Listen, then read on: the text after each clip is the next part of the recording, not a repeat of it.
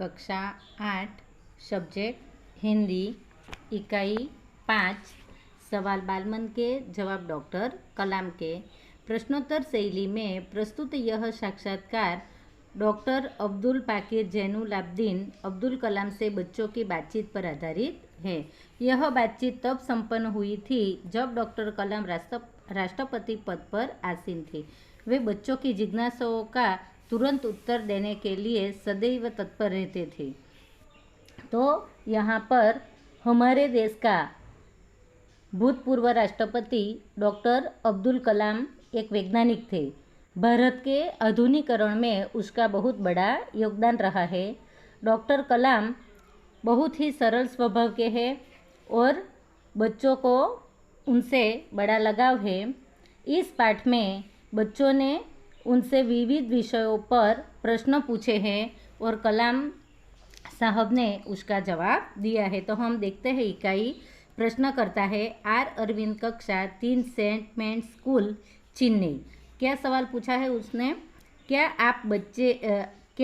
आप अपने बचपन की कोई यादगार घटना हमें सुना सकते हैं? डॉक्टर कलाम कक्षा 5वीं में मेरे शिक्षक श्री शिव सुब्रमण्य अय्यर एक बात मुझे याद है।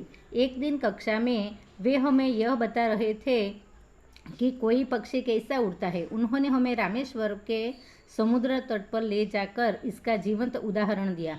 वह ऐसी यादगार घटना थी जो मेरे मन मस्तिष्क में हमेशा के लिए बैठ गई।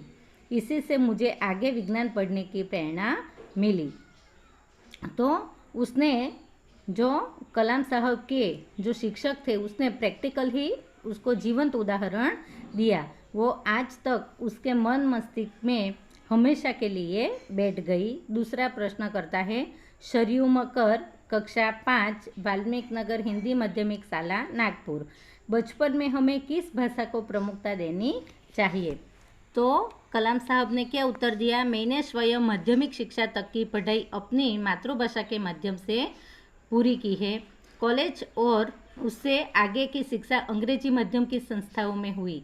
मेरा मानना है कि हम कॉलेज में भी माध्यम के रूप में मातृभाषा का चुनाव कर सकते हैं, क्योंकि युवा अपनी मातृभाषा में ही सोचता है, उसी में अपनी बात सहजता से कहने में सक्षम होता है।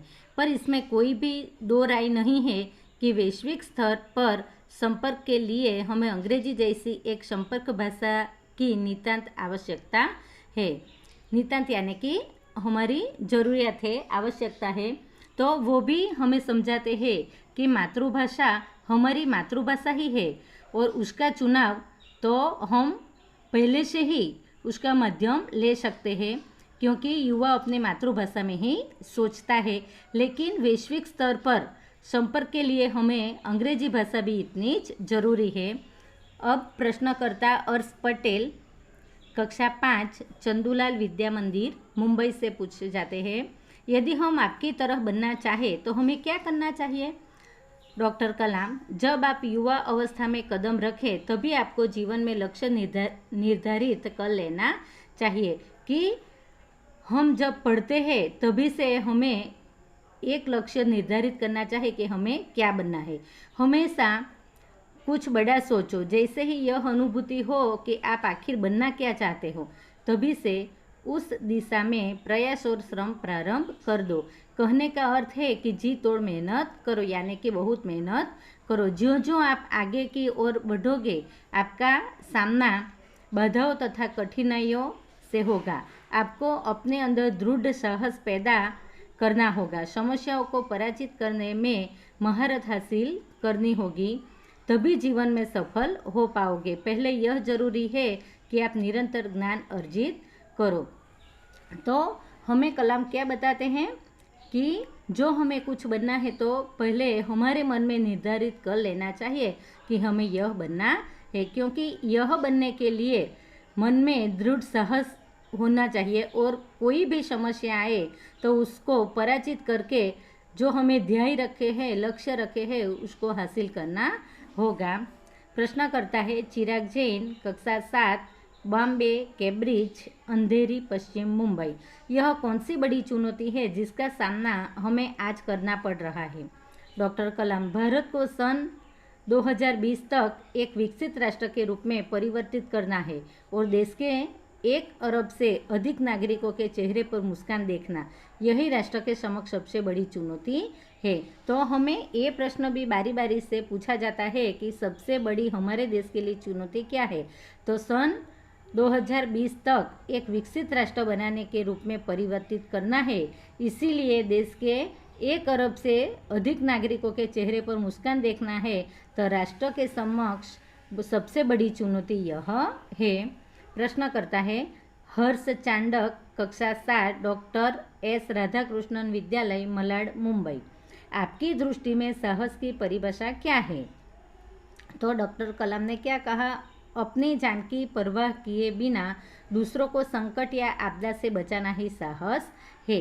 कि हर एक लोग से अपनी अपनी दृष्टि से साहस का अलग अलग अर्थ होता है। तो डॉक्टर कलाम साहब ने बताया कि अपनी जान की परवाह किए बिना दूसरों को संकट या आपदा यानी कि मुसीबत में है तो उसे बचाना, यही सबसे बड़ा ही साहस है। प्रश्न करता है तरुण पटेल, कक्षा 8, स्वामीनारायण इंडिपेंडेंट स्कूल, लंदन। हम प्रवासी भारतीयों मातृभूमि के प्रति गर्व की भावना कैसे विकसित करें? डॉक्टर कलाम कहते हैं, भारतीय मूल का कोई भी व्यक्ति एक बृहद भारतीय परिवार का अंग है, चाहे कहाँ भी रहते हो, और उसे हमारे देश को सांस्कृतिक विरासत पर गर्व है। सौभाग्य से आप लोग ऐसी स्थिति में हैं कि अपनी मातृभाषा से अच्छी तरह से जुड़े हुए हैं, और यही आपके लिए गौरव की बात है। कि हमारे लिए गौरव की बात क्या है कि हम भारतीय मूल का कोई भी व्यक्ति हो, एक बृहद भारतीय परिवार का वह अंग है और देश की सांस्कृतिक विरासत पर उसका गर्व है। तो हम यहाँ तक ये इकाई देखी है। अगले पार्ट में हम आगे देखेंगे। इस इकाई को अच्छी तरह से पढ़ना है।